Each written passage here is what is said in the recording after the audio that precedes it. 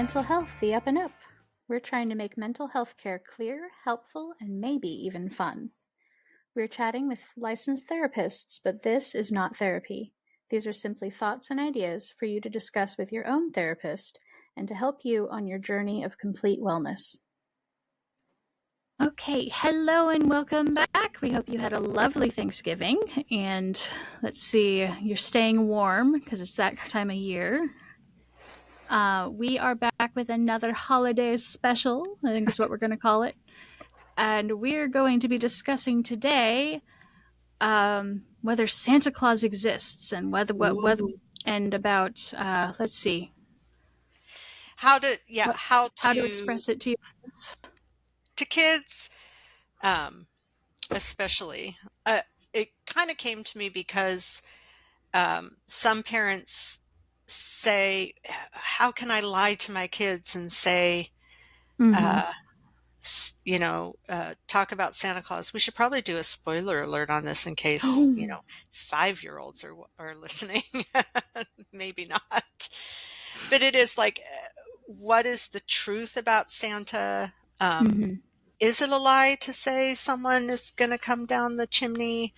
And kind of the metaphor of that versus the factual truth. Is that a term? The spirit of it versus the actual tangible facts. Yeah. So yeah, is Santa Claus real? Do you remember believing in Santa Claus, Anna? Not really. So my maiden name was Kringle, Kringle. I forgot about that. Yeah. So my perspective as a kid on Santa Claus was very different because we got all the jokes of, oh, well, put in a good word for me with Saint Nick, So as a kid, we always kind of had that fractured belief because we knew we weren't Santa Claus. Obviously, this is silly. Yeah. I do remember the first time I caught my grandparents and my parents moving presents under the tree. Because I remember waking up and just seeing through the crack of the door them walking by with the boxes and everything, and just going, okay, so that's what happened. I do remember that. That was probably around 6-ish years old. Yeah. So, like I say, I'm an atypical case because I had the name association, and regardless. And you weren't traumatized when you saw your parents moving presents? No, I felt really cool about it. Like, haha! Now I know the secrets. I'm old enough. Yeah. I do remember. There are a couple of memories I have from my childhood that, as an adult, they're like, oh, that's why they did that. What I remember is waking up Christmas morning, and we had stairs with a door at the bottom, and we couldn't open the door until we were given the go ahead. Okay. And then you came out into the living room, and there was a big present for each kid from Santa Claus, and it wasn't wrapped. Oh. But you knew which one was yours, depending on what you had asked for or what you liked. Like, I really wanted an Easy Bake Oven. My brother really wanted a drum set. I knew the drum set was for him, not for me. Right. And I remember as a kid, even after I knew it was my mom and dad, that is so cool that you walk out and you know exactly what your present is. And then I realized, you know what? They were probably too exhausted to wrap all those presents. But it didn't break the magic of the moment for you. No, I love that. Yeah. The other one that has nothing to do with Christmas is every once in a while we would have pancakes for pancakes for dinner. And I was so excited. Oh, what a cool idea. And then I realized my mom was either too tired to cook or out of food. Yep. It's like, I can make pancakes. And she just said, we're having breakfast for dinner instead of, we don't, I didn't go shopping. Yeah. Making it fun. Yeah. So typically, parents do talk to their kids about things like Santa Claus and the Easter Bunny and the Tooth Fairy and Mhm.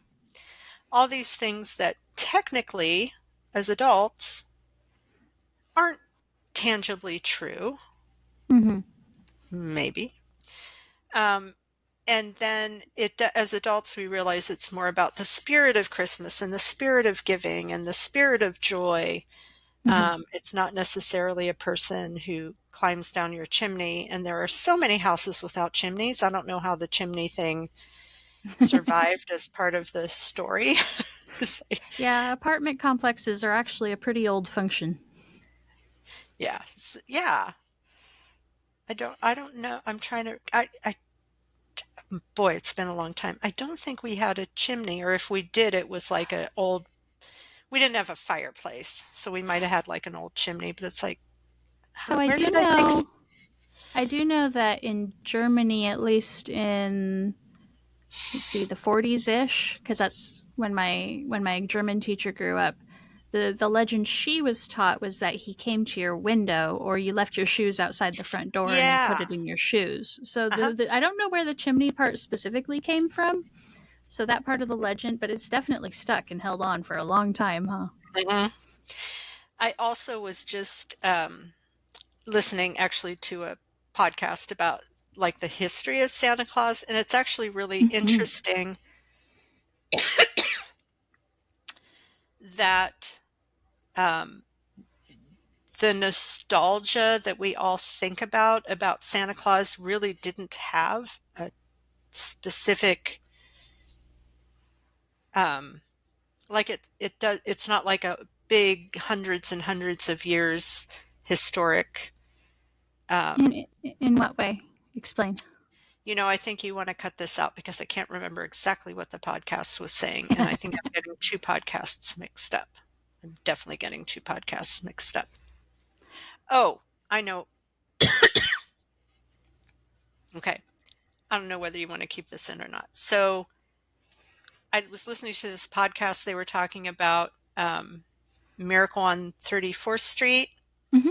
and how, the story of that movie, if you haven't seen it, spoiler alert, was that the person playing Santa Claus in the department store ended up actually being Santa Claus. Hmm. Um, so they were talking about the magic of that. And then they started talking about how in that movie, the single mother and her daughter lived in an apartment building and knew all their neighbors. And their Hmm. goal was to move into a house in the suburbs, which it was much more isolated.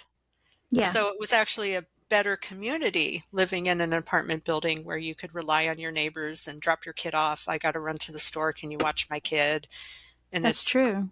harder to do that in the suburbs. So just that sense of more community, our dream of living, our historic dream of living in a house in the suburbs, maybe wasn't the healthiest way to get a sense of community. That's a really interesting perspective. That's fun. Yeah, yeah, And a very good point. yeah. Because I think we do need community. Hmm. But going back to the story, Miracle on 34th Street, um, where the cynical mom is there, like, there's no Santa Claus, don't believe in dreams, be Hmm. practical.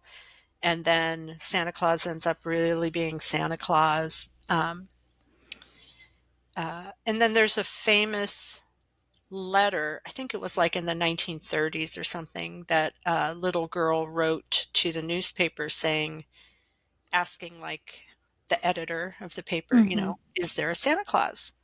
And that's yes, Virginia, there is a Santa Claus. Yeah. And it does talk about the spirit of, giving and family and being together and helping each other. And it ends, yes, Virginia, there is a Santa Claus. Hmm. So again, the difference between that spirit and the actual tangible, is there a Santa Claus? Hmm. So, Anna, I'm just curious, putting you on the spot like I do so often. Do you think it's lying to a child if you say there's a man in a red suit with a white beard and reindeer pull his sleigh? I think that it can, like all things, can be taken to an unhealthy extreme, which I know is a very safe answer to give. But I think in general, it's it's a make believe that's just fun to play out. Hmm. And for me as a kid, that was how I always viewed it. It was like, oh, this is the make believe that we have this whole story that we all make believe play in Oh, as a again, big that, family thing. yeah. Or This was that part even of the yeah community. Yeah. yeah.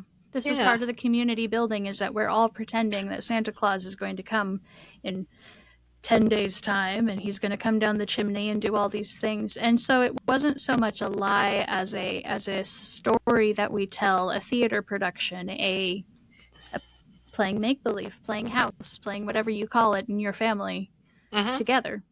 Yeah. So I, so I guess the short answer is no. I don't think that this is lying and a bad thing. yeah. Again, all things in their perspective.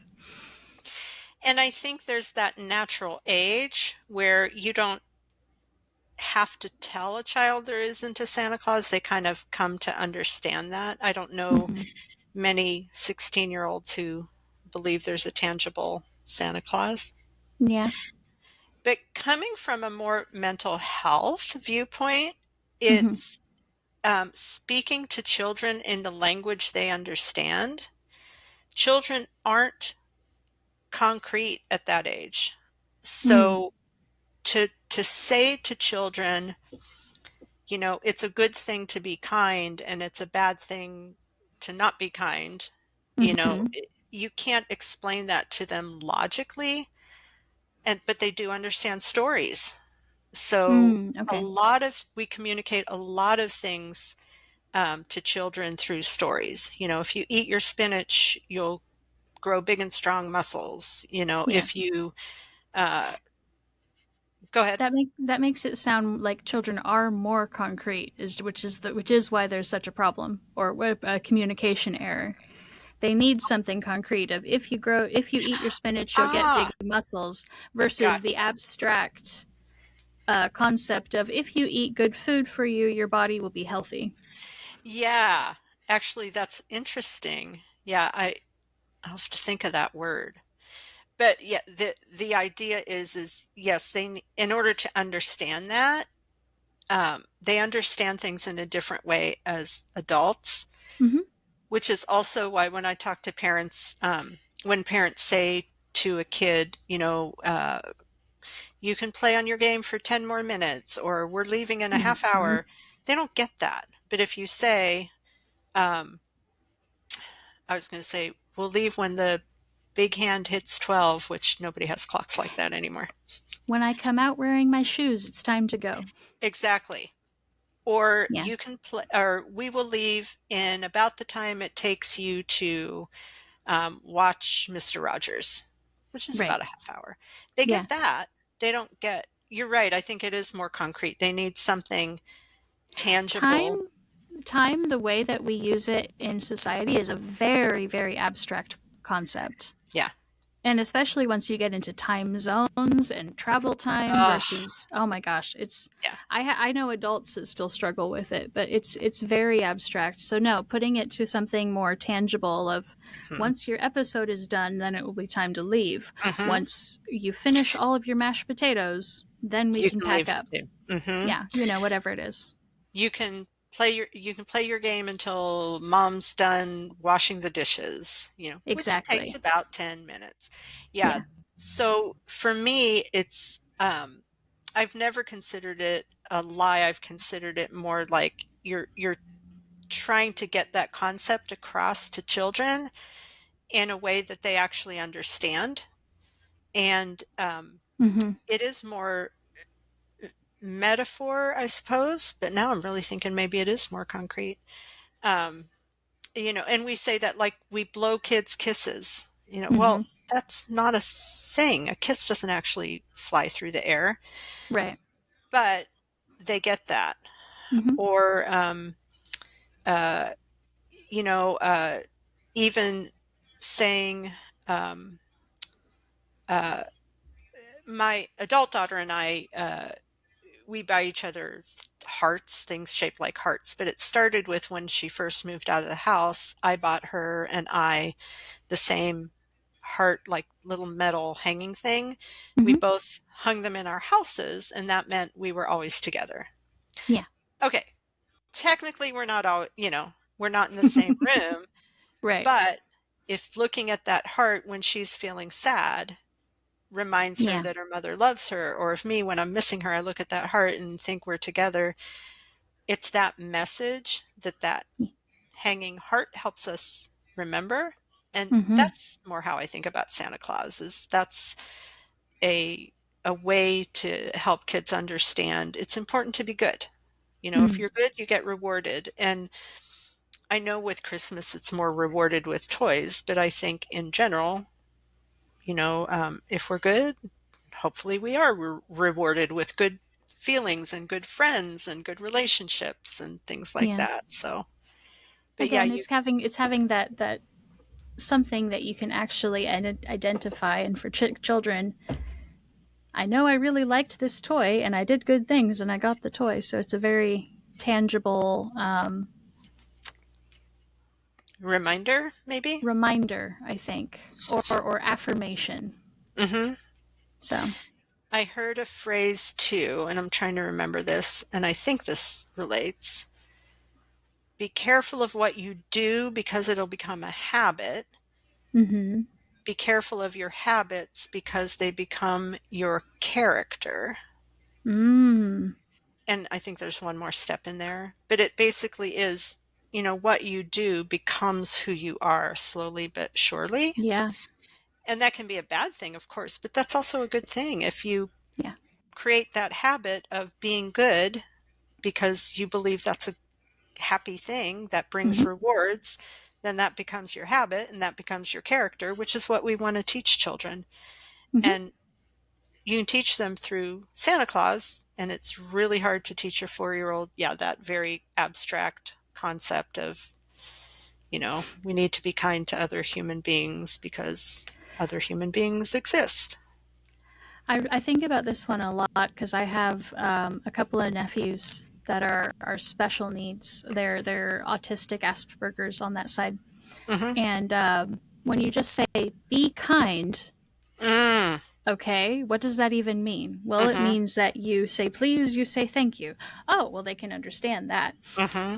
It means that you share your toys. If someone says, "Hey, can I borrow that?" If you don't have a good reason to not, go ahead and let them borrow it. So, Mm-hmm. and it's giving them those tangible. My cousin and I talk about this all the time, of social rules of what you're Mm-hmm. supposed to do, and she struggles with them too as an adult. She's like, I don't know why everyone's mad at me when I came and I participated and I did the things, and now everyone's telling me that I was rude and I was blah blah blah. And it's Mm. because there's a lot of those concepts of, well, you were rude. What does rude mean? Does it Mm. mean I farted and didn't say excuse me? Does it mean I took something that you wanted and didn't say, oh, I beg your pardon? Like, Mm-hmm. I didn't what? smile enough. I I didn't didn't look into your smile enough. I eyes. I smiled did too look into your eye. much. Yeah, Yeah, exactly. Yeah. exactly. Yeah. And those are things that I think everyone thinks what they believe about it is what everybody believes about Yes. it. How much to smile, how much to talk to everybody. Mm-hmm. The most recent big gathering I went to, there were a lot of people there I wanted to talk to. I didn't get to talk to Yeah. everyone. And I actually said to my daughter, I said, "Oh, I felt rude. I didn't get to talk to so and so and so and so." She goes, "They knew it was a big party too. Yeah. They know there were a lot of people there too, It really so helps to have that person with the common sense of, okay, it's okay. Like, they yes. were also participating in this large Yeah, party and they didn't make it yeah, to you either. yeah. But I think a lot of times people think we learn by concept and then action. And I think Yeah. more we learn by that action first. Good We observe. teach kids to say please and thank you, and we know they don't mean it, or I'm sorry, and they're like, I'm sorry. Now can I have my candy? Um, but again, it's that behavior that we're teaching them that then becomes Yeah, habit, that then becomes character. Yeah. absolutely. I So really like that observe a lot. So applying this all back to Santa Claus. Yeah, which is what we started talking about. What, you and I ramble? No. Nah. So I think the short answer that we've come up with is that it is not lying to talk about Santa Claus as if he's real, because the concepts of what he stands for are very real. Hmm. And we use the personification. I'm making this sound very collegiate, sorry. The personification of all of Yes. these things of kindness, goodness, gift giving, spreading love and cheer and being gracious, all of those things, and accountability, because you have the naughty list. Yeah. He's the personification of all of these things, and we use the idea of Santa Claus as a tool to center our families, not even just the kids, but center our families on the things that we really Mhm. want to focus on Yeah. and remind ourselves of every year. Yeah. I really love the tradition of leaving milk and cookies out for Santa and carrots out for the reindeer. Yeah. And I think that's just such a good lesson. Here is this person bringing you presents, but And think about it. they're working He's really probably hard. tired. Yeah, Yeah. yeah. So to be grateful, and again, I see it more as speaking to children in a way that they understand. You're right. They're not going to understand vitamins make you healthier in general. Right. They might understand eating this is going to give you big muscles, Yeah. It'll or make you run faster, like your cool shoes. yes, yes. So yeah, Santa Claus. Yes, Anna, there is a Santa Claus. For more resources, shop at www.upandupwellness.com and hit that subscribe button. If you are in crisis and struggling right now, the national hotline is 988, and they can help you any time of the day or night.